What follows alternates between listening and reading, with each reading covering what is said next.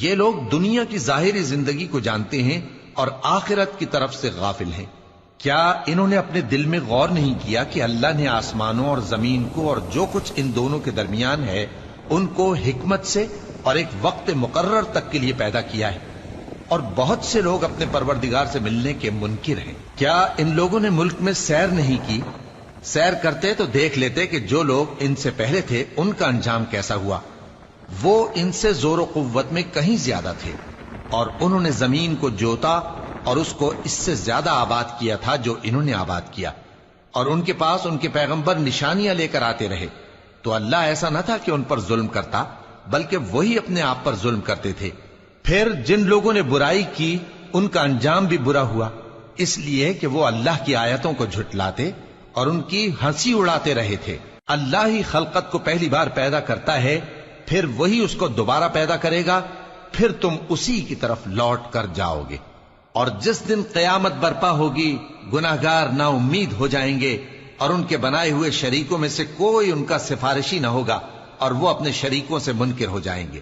اور جس دن قیامت برپا ہوگی اس روز وہ الگ الگ فرقے ہو جائیں گے، تو جو لوگ ایمان لائے اور عمل نیک کرتے رہے وہ بہشت کے باغ میں خوشحال ہوں گے، اور جنہوں نے کفر کیا اور ہماری آیتوں اور آخرت کی پیشی کو جھٹلایا وہ عذاب میں گرفتار کر کے لائے جائیں گے۔ تو جس وقت شام ہو اور جس وقت صبح ہو اللہ کی تسبیح کرو، یعنی نماز پڑھو، اور آسمانوں اور زمین میں اسی کی تعریف ہے، اور تیسرے پہر بھی اور جب دوپہر ہو اس وقت بھی نماز پڑھا کرو۔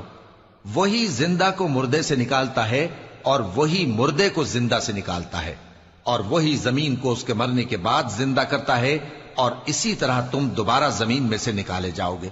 اور اسی کی نشانیوں میں سے ہے کہ اس نے تمہیں مٹی سے پیدا کیا، پھر اب تم انسان ہو کر جا بجا پھیل رہے ہو، اور اسی کی نشانیوں میں سے ہے کہ اس نے تمہارے لیے تمہاری ہی جنس کی عورتیں پیدا کی تاکہ ان کی طرف مائل ہو کر آرام حاصل کرو، اور تم میں محبت اور مہربانی پیدا کر دی۔